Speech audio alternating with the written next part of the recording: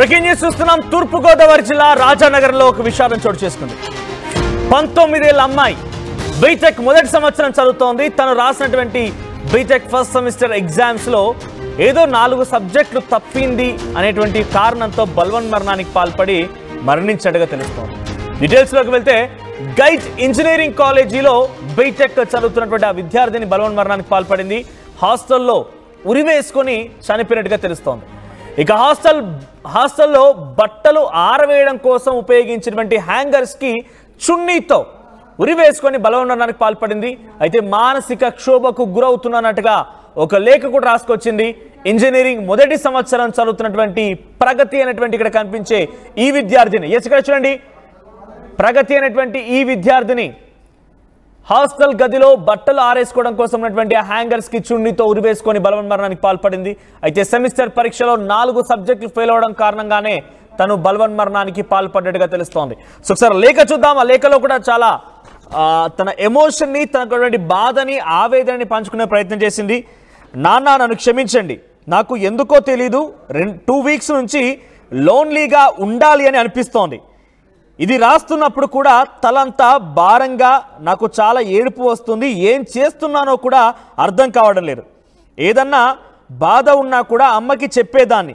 నా బాధ నాకే తెలియదు. అసలు నాకు ఏం అర్థం కావట్లేదు నాన్న. నన్ను నువ్వు చాలా బాగా చూసుకున్నావు. Thank you so much. అమ్మ, నాన్నని బాగా చూసుకో. నువ్వు జాగ్రత్తగా ఉండు. నేను చనిపోయినా అస్సలు బాధపడకండి. మీరు అస్సలు ఏడవద్దు. అక్క, నీకు త్వరగా జాబ్ రావాలి, లైఫ్లో సెటిల్ అవ్వాలని కోరుకుంటున్నాను. నువ్వు నా మాట నెరవేరుస్తావని కోరుకుంటున్నా. నేను మిమ్మల్ని చాలా మిస్ అవుతా, కానీ నేను మిమ్మల్ని చూస్తూనే ఉంటా. ఫ్రైడే పెద్దనాన్న రామ్మ అని కూర్చో అనగానే చాలా ఏడుపు వచ్చింది. చాలా రోజుల తర్వాత అందరూ కలుసుకున్నారు కదా, మీరు అందరూ కలిసే ఉండండి.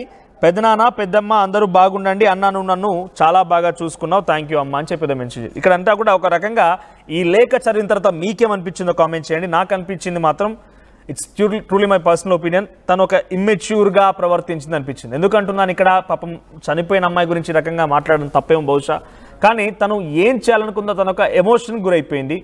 తనకు ఏం చేయాలో అర్థం కాని స్థితిలో, సిచ్యువేషన్లో ఎవరు ఏమనుకుంటారో అనేటువంటి ఒక బాధ, ఆవేదన తనలో కనిపించింది.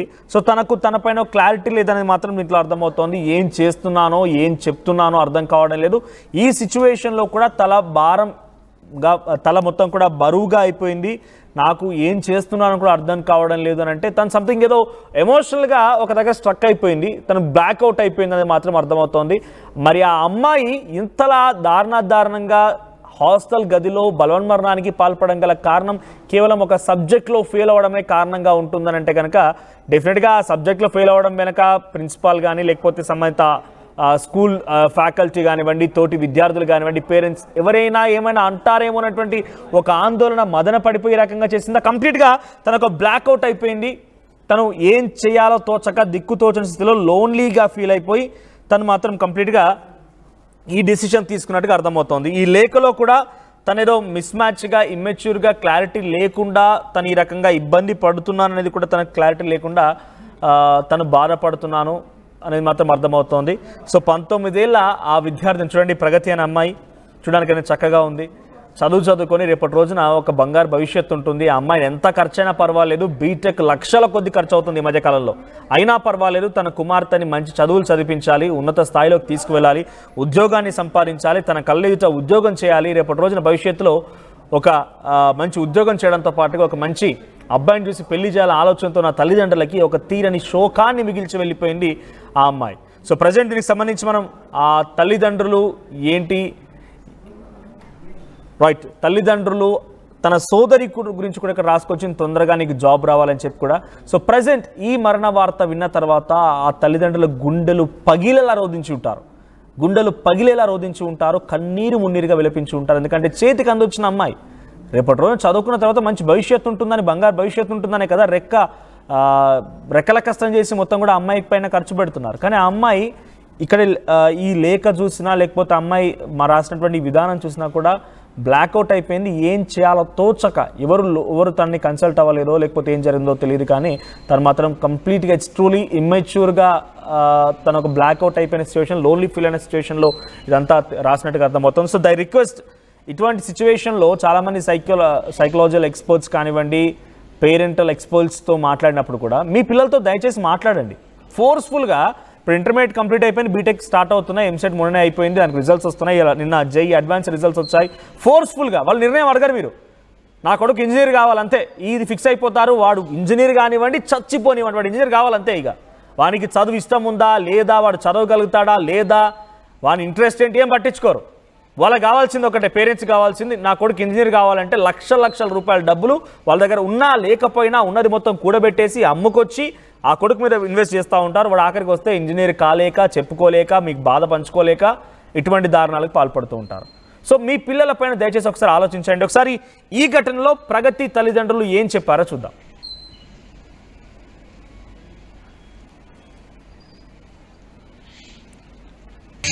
శనివారం రోజు సెలవులకు వచ్చి శనివారం రోజు ఇంటికి వచ్చింది. మాది కావల దగ్గర నరసాపురం, గుంటూరు మండలం, మాది నెల్లూరు డిస్టిక్. కావలు వస్తే ఆడికి వచ్చిన తర్వాత మేము శనివారం రోజు ఇక్కడికి వదిలిపెట్టాం, ఇక్కడికి నేర్చుకుని వదిలిపెట్టాం. ఎగ్జామ్ ఉందంటే వదిలిపెట్టేసిన తర్వాత ఇక్కడికి వచ్చిన తర్వాత వాళ్ళు తర్వాత 2 రోజుల తర్వాత రెండో రోజు ఎప్పుడో ఉదయాన్నే నైట్ వేసుకుంటే 3:30కి ఫోన్ చేశారు మాకు. నైట్ వేసుకున్నది నైట్ ఉరి కూడా వేసుకున్నది అనుకోండి, వాళ్ళు చెప్పినట్టు కూడా విన్నామండి. వాళ్ళు ఉరి మామూలు ఉరి కూడా ఏ రూట్లో ఎట్లా వేసుకున్నదో తెలుసా? వేసింది ఒక యాంగర్, మనం సట్లు తగిలిస్తాం చూడు, యాంగర్ కాళ్ళు ఇస్తున్నాయండి, కాళ్ళు ఇదిగో కాళ్ళు ఇట్ట అని ఇట్ట ఆనిన తర్వాత యాంగర్కి తగిలిచ్చారండి.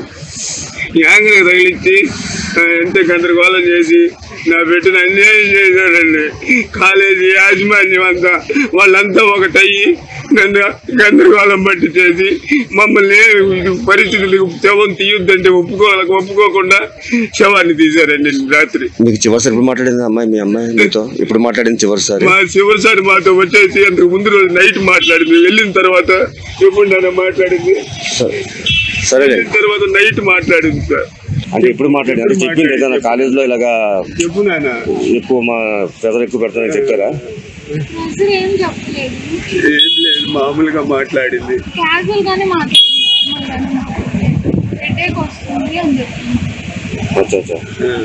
ఈ కాలేజీలో ఏం చెప్తున్నారమ్మా?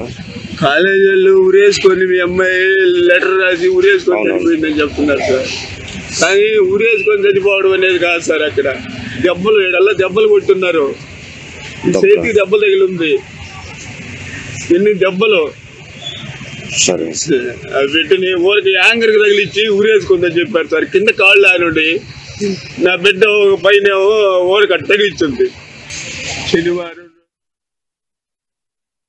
నీరు మున్నీరుగా వెలిపిస్తున్నారనేది చేతికి అందొచ్చిన కుమార్తె రెక్కల కష్టం చేసి ఎన్ని లక్షలైనా పర్వాలేదు, ఆ అమ్మాయిని చదివించాలి, ఉద్యోగంలో చేర్పించాలి, మంచి ఉద్యోగం చేయాలి, తనకి మంచి పేరు తీసుకురావాలని ఒక ఆలోచనతో ఉన్నాడు. ఇక లెటర్ ప్రకారంగా చూస్తూ ఉంటే తనకి మరొక అక్క కూడా ఉంది, 2 అమ్మాయిలు 2 ఆడపిల్లలు, అయినా కూడా ధైర్యంగా వాళ్ళని చదివించాలని ఒక లక్ష్యంతోనే తండ్రి ముందుకెళ్తుంటే అర్థమవుతోంది. ఇక్కడ తండ్రి మాటలో ఇంకో మాట వినబడుతుంది ఏంటంటే, కాలేజీ యాజమాన్యమే తనని హతమార్చి రకంగా ప్లాన్ చేశారనేది కూడా తండ్రి వర్షన్కి వినపడుతుంది. ఇదేమైనా రిక్వెస్ట్ ఎవ్రీవన్, మరొకసారి చెప్తున్నాను, మీ పిల్లలు 10th అయిపోగానే ఇంటర్మీడియట్ తీసుకోవాలి, ఇంటర్మీడియట్లో ఎంపీసీ తీసుకోవాలి, ఆ తర్వాత అయిపోగానే ఇంజనీరింగ్ జాయిన్ కావాలి, లేకపోతే ఐఐటి కోసం వేరే ఐఐటి ప్రాంతాలకు వెళ్ళిపోవాలి, ఐఐటి హైదరాబాద్, ఐఐటి ముంబై అక్కడికి వెళ్ళిపోయి చదువుకోవాలి, అయిపోగానే వెంటనే 50 లక్షల ప్యాకేజ్తో ఉద్యోగం రావాలి. ఇది కాదు. ఇదేంటి డైరెక్ట్గా వెళ్ళిపోవడానికి వందే భారత్ ఎక్స్ప్రెస్ గారు ఇక్కడ స్టార్ట్ అయితే డైరెక్ట్ అక్కడికి లాంచ్ అవడానికి. లైఫ్ అనేది చాలా అప్ అండ్ డౌన్స్ ఉంటాయి. మీరు కూడా ఈరోజు ఏదో చిన్న ఉద్యోగం చేయాలనో, గుమస్తా ఉద్యోగం చేయాలనో, ప్రైవేట్ ఉద్యోగం చేయాలనో, ఒక మార్కెటింగ్లోనో, సేల్స్లోనో, ఇంకేదో ఉద్యోగాలు చేయాలనుకోలేదు కదా. మనంతా కూడా ఏదో ఒక లక్ష్యాలతో వచ్చిన వారు అనుకోకుండా ఇక్కడ స్ట్రక్ అయిపోయాం అంతే. కానీ ఒక్కసారి మీ పిల్లల్ని అడగండి, మీరు ఏం కావాలనుకుంటున్నారు, మీ లక్ష్యం ఏంటని చెప్పి. ఇక్కడ బలవంతంగా చదువులు కూడా కొన్ని రకాలుగా ఇటువంటి కారణాలకే దారితీస్తున్నాయి. ఇక్కడ చూడండి, అమ్మాయి చదువులో తన మొదటి సంవత్సరంలో సెమిస్టర్ 4 సబ్జెక్టులు ఫెయిల్ అయినందు కారణంగానే బలవన్మరణానికి పాల్పడింది అనేది బేసిక్గా అక్కడ చర్చ కొనసాగుతుంది. తండ్రి మాటలు వేరేలా ఉన్నాయి. ఇక్కడ మేము ఒక పోల్ కూడా పెట్టాం, అందుకే చదువు లేకపోతే జీవితం లేదా? మీ అభిప్రాయాన్ని కామెంట్ చేయండి. చదువు లేకపోతే ఇక జీవితమే లేదా? చదువు లేకపోతే ఏం సాధించలేమా? ఆర్ట్స్లో లేకపోతే ఇతరత్ర టాలెంట్స్, హిడెన్ టాలెంట్స్ ఏమీ లేవా? కేవలం చదువు ఒకటే ముఖ్యమా? సో ఇప్పుడు ఆల్రెడీ సీజన్ స్టార్ట్ అవుతుంది, ఇప్పుడు ఎడ్యుకేషన్ అకాడమికే స్టార్ట్ అవుతుంది కాబట్టి దయచేసి ఒకసారి మీ పిల్లలు అడగండి. బీటెక్లో చేర్పించి బలవంతంగా డైరెక్ట్గా వాటిని చేరిపోగానే అదేంటి ఒకటేసారిగా చేరిపోగానే వెంటనే ఉద్యోగం వచ్చేయాలి, మంచి ప్యాకేజ్తో ఉద్యోగం వచ్చేయాలనో, లేకపోతే పైలట్ కోర్సులు చేయించి అక్కడ వెంటనే వాళ్ళు పైలట్ అయిపోవాలనో, లేకపోతే ఈ రకరకాలుగా ఈ మధ్యకాలంలో ఏది ట్రెండింగ్లో ఉంది, డేటా అనలిస్ట్ ట్రెండింగ్లో ఉందంటే మొత్తం గొర్రెల మందలాగా అందరూ అందులో పంపించేస్తూ ఉంటాం. ఈ మధ్యకాలంలో ఐటీ ట్రెండ్లో ఉండగా మొత్తం ఐటీలో నింపేస్తే ఇప్పుడు ఐటీలో ఉద్యోగాలు లేవు, ఐటీలో రిక్రూట్మెంట్ జరగట్లేదు, రెసిషన్ పీరియడ్ స్టార్ట్ అయిపోయింది. సో అందరం గొర్రెమందలాగా ఒకరికొకరం అందరం పోవడం తప్ప నిజంగా పేరెంట్స్ అందరూ కూడా ఒకే రకంగా ఆలోచించి పిల్లల్ని బలవంతంగా పుష్ చేస్తున్నారు కానీ నిజానికి వాళ్ళ అభిప్రాయాలు అడగడం లేదనేది మాత్రం చాలా క్లియర్గా మెజారిటీ ఆఫ్ ద స్టూడెంట్స్ అందరూ కూడా లోపల మదన పడిపోయి ఈ రకంగా దారుణాలకు ఒడిగడుతున్న పరిస్థితి కనబడుతోంది. ఎస్, మా ప్రతినిధి ప్రకాష్ దగ్గరికి వెళ్దాం. అసలు ఈ ప్రగతి అమ్మాయి ఘటనలో ఏం జరిగింది అనేది. ఎస్ ప్రకాష్, ఏం జరిగింది అసలు? ప్రగతి అనే అమ్మాయి బలవన్మరణానికి కేవలం కాలేజీలో తను రాసిన ఎగ్జామ్స్లో ఫెయిల్ అవ్వడమే కారణంగా తెలుస్తోందా? మొదటి సెమిస్టర్ ఫెయిల్ అవ్వడమే కారణమా, లేకపోతే ఇంకేదైనా ఇతరత్ర కారణాలు ఉన్నాయా? తండ్రి ఆరోపణ ఇంకోలా కనబడుతుంది. అప్డేట్స్ ఏంటి? మనోజ్, ఏదైతే నెల్లూరు జిల్లా నరసాపురం మండలం గుండ్లూరు గ్రామానికి చెందినటువంటి ఎవరైతే ఉన్నారో పరుచూరు ప్రగతి 19 సంవత్సరాలు, ఈమెతే ఇక రాజమండ్రి ఏదైతే గైట్ ఇంజనీరింగ్ కళాశాలలో బీటెక్ లో మొదటి సంవత్సరం అయితే చదువుతుంది. ఇప్పుడు ప్రస్తుతం ద్వితీయ సంవత్సరానికి వచ్చే అవకాశం ఉంది. ఎందుకంటే ఇటీవల సెమిస్టర్ కూడా పూర్తయింది. ఆ సెమిస్టర్ లో తనకు కూడా 5 సబ్జెక్టులు గాను కేవలం 1 సబ్జెక్ట్ మాత్రమే పాస్ అయింది, మిగిలిన 4 కూడా ఫెయిల్ అయినటువంటి పరిస్థితులను కూడా మనకి ఇంటర్నల్ గా తెలుస్తుంది. ఈ నేపథ్యంలోనే మనకు జరిగిన ఘటన చూసుకుంటే తాజాగా అక్కడ తానైతే అంధార్థంగా ఆత్మహత్య అదే హాస్టల్ గదిలోనే హ్యాంగింగ్ చేసుకుని ఆత్మహత్యకు పాల్పడినటువంటి ఘటన అయితే స్థానికంగా కలకలం రేగుతుంది. ఇప్పుడు ఆత్మహత్య చేసుకుంది మీ అమ్మాయిని కూడా కుటుంబ సభ్యులకు సమాచారం ఇచ్చిన నేపథ్యంలోనే వాళ్ళందరూ కూడా ఇప్పుడు వచ్చి ఇవన్నీ కూడా చూస్తుంటే అక్కడ తాను ఒక సూసైడ్ నోట్ కూడా లభించినట్టుగా కూడా పోలీసులు చెప్పుకొచ్చారు. పోలీసుల వర్షంగా చూసుకుంటే మనకు ప్రధానంగా తనైతే ఈ విధంగా మానసిక క్షోభకు గురవి తనైతే ఈ విధంగా ఫెయిల్ అయిపోయిన నేపథ్యంలోనే తన ఆత్మహత్య పాల్పడి ఉంటుందనేది కూడా ఆ పోలీసులు అయితే ఆ విధంగా అనుమానం వ్యక్తం చేస్తున్నారు. అంతేకాకుండా ఒక సూసైడ్ నోట్ కూడా రాసింది తనలో, అందులో కూడా తాను అమ్మను బాగా చూసుకోండి, జాగ్రత్తగా ఉండన్నట్టు కూడా రాసి, అలాగే తన అక్క ఎవరైతే ఉన్నారో తన ఉద్యోగాన్ని అయితే నువ్వు రీచ్ అవ్వాలి, తన ఉద్యోగం ఏదైతే అనుకున్నావో ఆ గోల్ రీచ్ అవ్వి అందరిని కూడా బాగా చూసుకోవాలి అంటూ నాకు ఒక 2 వీక్స్ నుంచి కూడా నాకు చాలా ఇబ్బందిగా ఉంటుంది, మనసు బాగా ఉండడం లేదు అనేది కూడా తన సూసైడ్ నోట్లో కూడా రాసినట్టుగా కనిపిస్తుంది.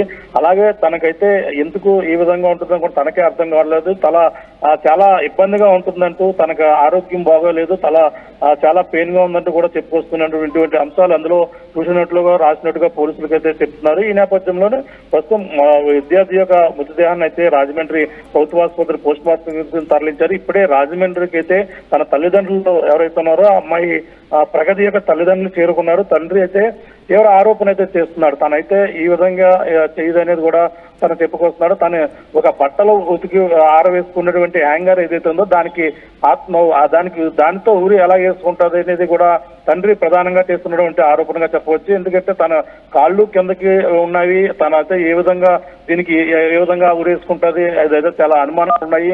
తనకు కూడా ఒంటి మీద దెబ్బలు ఉన్నాయంటూ కూడా వాళ్ళ అనుమానం అయితే చెప్పుకొస్తున్నారు. కానీ తనంతా కూడా కన్నీరు మున్నీరుగా విలిపిస్తూ పోయినటువంటి చిన్న కుమార్తెని ఏ విధంగా గుర్తు చేసుకుంటూ కూడా అక్కడ అతను రోధిస్తున్న తీరు చూస్తే ప్రతి ఒక్కరిని కూడా కంటతడి పెట్టించే విధంగా ఉంటుంది. అలాగే మనం చూస్తుంటే పిల్లల తల్లిదండ్రులు అందరూ కూడా ఒకటే ఆలోచించాలంటే నిజంగా తను ఈ విధంగా సబ్జెక్టులు ఫెయిల్ అయ్యి తను అనుకున్నది చేయలేకపోతున్నాను, తల్లిదండ్రులు కోరుకున్నట్టు చేయలేకపోతున్నాను, ఈ విధంగా 5 సబ్జెక్టులు గాను 4 సబ్జెక్టులు పోయాయి అనేది కూడా తను నిజంగా ఆ విధంగానే మానసిక క్షోభకు గురైనట్టయితే మాత్రం తల్లిదండ్రులు కూడా తప్పకుండా ఆలోచించవలసిన అవసరం ఎంతైనా కనపడుతుంది. అంటే పిల్లల ఇష్టాలకు అందరూ కూడా తీసుకుని వాళ్ళ నిర్ణయాలను కూడా పరిగణనలో తీసుకుని మనం చేయాలి. కానీ మీరన్నట్టు ఏదో ఉద్యోగాలు భారీగా అలా ఇంజనీరింగ్ చేయాలి, ఉద్యోగాలు వచ్చేయాలి, ప్యాకేజ్ తీసుకోవాలని తల్లిదండ్రులు ఆశపడుతున్న పరిస్థితి ఉంటుంది. పిల్లలపై ఒత్తిడి కూడా ఇటువంటి ప్రభావం గురవుతుందని కూడా అదొక అంశాలు కూడా చూస్తాం. కానీ ఇప్పుడు జరిగినటువంటి ఘటన మరి లెటర్ నిజంగా తను ఆ విధంగానే ఆత్మహత్య చేసుకుందా, లేదైతే ఏదైనా ఘటన తండ్రి అనుమానిస్తున్నట్టుగా ఏదైనా జరిగి ఉంటుందా, కాలేజీ యాజమాన్యమే నిజంగా చెప్పాలంటూ కూడా తన తండ్రి అయితే రోధిస్తున్నాడు. దీనిపై అయితే ఇప్పుడు రాజానగరం పోలీసులు అయితే కేసు నమోదు చేశారు.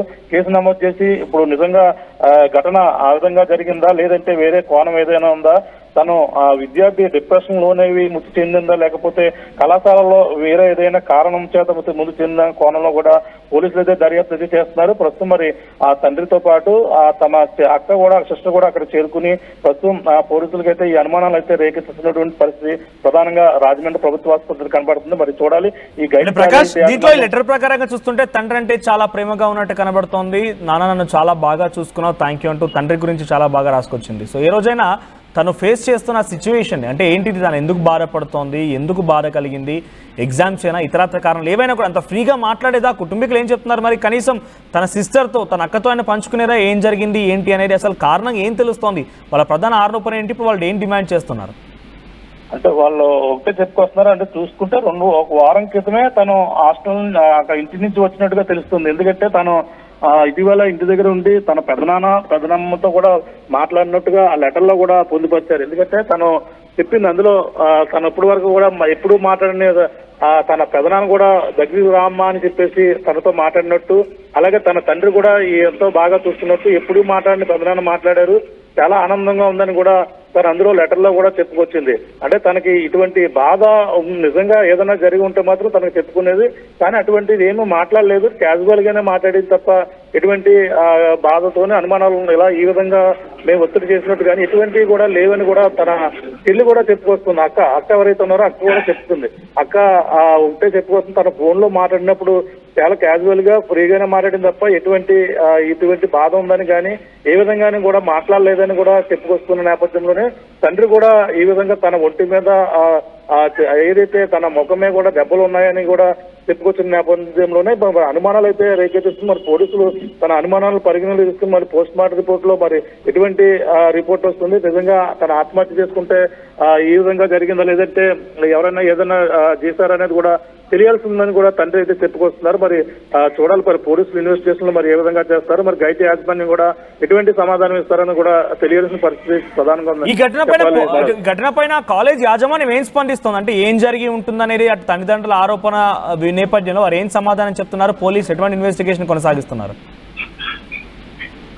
అదే అంటే ఇప్పుడు ప్రధానంగా చూసుకుంటే ఏదైతే హాస్టల్లో హ్యాంగింగ్ చేసుకున్న నేపథ్యంలోనే ఒక పోలీసులకి సమాచారం ఇచ్చారు, కుటుంబ సభ్యులు కూడా సమాచారం ఇచ్చారు. వాళ్ళైతే అంతవరకునే ఎంత మృతదేహాన్ని కూడా ప్రభుత్వ ఆసుపత్రి తరలించే వరకు కూడా ఉన్నారు. అంటే తండ్రి చెప్తున్నారు, అంటే దాన్ని ఇంకా మృతదేహాన్ని అక్కడే ఉంచండి కూడా చెప్పాము మేము, కానీ వాళ్ళే వెంటనే తీసుకుని వచ్చేసారు, మాకు అనుమానాలు ఉన్నాయని కూడా చెప్పుకొచ్చాం అనేది కూడా మా వెర్షన్ వినలేదని కూడా తండ్రి చెప్పుకొస్తున్నారు. పూర్తిగా కాలేజీ యాజమాన్యమే ఈ విధంగా చేస్తుంది అనేది కూడా ఆరోపణల నేపథ్యంలో కాలేజీ మరి యాజమాన్యం ఇంకా ఎటువంటి మాట్లాడలేదు. అక్కడ ఉన్నటువంటి ఏదైతే హాస్టల్లో ఆవరణలో ఇక్కడ ఆత్మహత్య చేసుకుందో హాస్టల్లో ఉన్నటువంటి మిగిలిన విద్యార్థులు కూడా భయాందోళన అయితే పడుతున్నటువంటి పరిస్థితి ఉంది. ఎందుకంటే తన ఆత్మహత్య పాల్పడింది అలా హ్యాంగింగ్ చేసుకున్న నేపథ్యంలో తోటి విద్యార్థులు కూడా భయాందోళనకు గురవుతారు. ఎందుకంటే ఒక అమ్మాయి నిన్న మొన్నటి వరకు కూడా కలిసి తిరిగేటువంటి అమ్మాయి ఒక్కసారిగా ఈ విధమైనటువంటి ఘటనకు పాల్పడిన నేపథ్యంలోనే వాళ్ళందరూ కూడా తోటి విద్యార్థులు చుట్టూ హాస్టల్లో ఉన్న విద్యార్థులందరూ కూడా భయాందోళన పడుతున్నటువంటి పరిస్థితి అయితే ప్రస్తుతం కనపడుతుంది. మరి ఆ తండ్రి వెర్షన్ మరి చూసుకుంటే మరి తన తండ్రితో చాలా తనువుగా మాట్లాడుకోవడం, ఏదైనా కష్ట నష్టమైన సుఖమైన ఏదైనా మాట్లాడుకుంటూ ఉండేది. కానీ మరి తండ్రితో ఈ విధంగా అంత ఒత్తిడి చేసి తనని చదివించాలనేది కూడా ఉండే అవకాశం లేదు. తండ్రి అంత చక్కగా ఉండేటువంటి తండ్రి తనకి చదువుతానంటే చదివిస్తాడు, లేదంటే నేను చదవలేనంటే చదువుతాడు. అంటే మరి అంత ఒత్తిడికి గురయ్యే అవకాశం కూడా అక్కడ కనిపించడం లేదు. తను ఇష్టపూర్వకంగానే వెళ్ళినట్టుగా కనపడుతుంది. కానీ అక్కడ వాతావరణం ఎందుకు అన్ని సబ్జెక్టులు ఫెయిల్ అయింది అనేది కూడా మరి తను వాళ్ళ గతంలో ఎన్ని మార్కులు వచ్చాయి, తంతలో ఏ విధంగా మార్కులు వచ్చాయి, ఇవన్నీ కూడా పరిశీలించవలసిన అవసరం అయితే ఎంతైనా ఉంది. మరి చూడాలి మరి దీని మీద పోలీసులు ఎటువంటి ఇన్వెస్టిగేషన్ చేస్తారు, పోస్ట్ మార్టం రిపోర్ట్ వస్తేనే కానీ పూర్తి వివరాలు అయితే తెలియాల్సిన పరిస్థితి ఉంది. మనది రైట్ ప్రకాష్.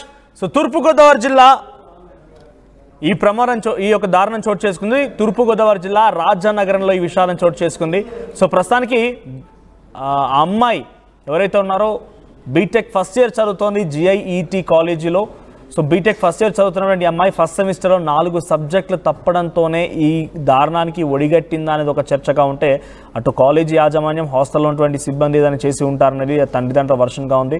ఏదేమైనా ఈ లెటర్ చూస్తుంటే తన యొక్క ఆవేదనని, లోన్లీనెస్ని ఫీల్ అయిపోయి ఏం చేయాలో తోచక, తన సమస్యను ఎవరికి చెప్పాలో అర్థం కాక, ఏదేం చేయాలో తనకి విస్తుపోక ఓవరాల్గా ఈ దారుణానికి ఒడిగట్టినట్టు తెలుస్తోంది. సో ప్రగతి ఆ అమ్మాయి పేరు, 19 ఏళ్ళు ఉంటాయి బహుశా, బీటెక్ ఫస్ట్ ఇయర్ చదువుతోందని అంటే. సో ఇటువంటి డిసిషన్ దయచేసి ఆ రిక్వెస్ట్ ఎవ్రీవన్, చూసేటువంటి వ్యూవర్స్ ఎవరైతే ఉన్నారో మీ పిల్లలపైన ఒక కంట కనిపెడుతూ ఉండండి. వాళ్ళ సమస్యను తెలుసుకోండి, వాళ్ళకి ఇష్టాలను తెలుసుకోండి. బలవంతంగా వారిని చదవాలని చెప్పి బలవంతంగా ర్యాంకుల కోసం, బలవంతంగా చదువుల కోసం, బలవంతంగా మీరు ఎంత పుష్ చేసినా కూడా వారికంటూ ఒక ఆలోచన లేకుండా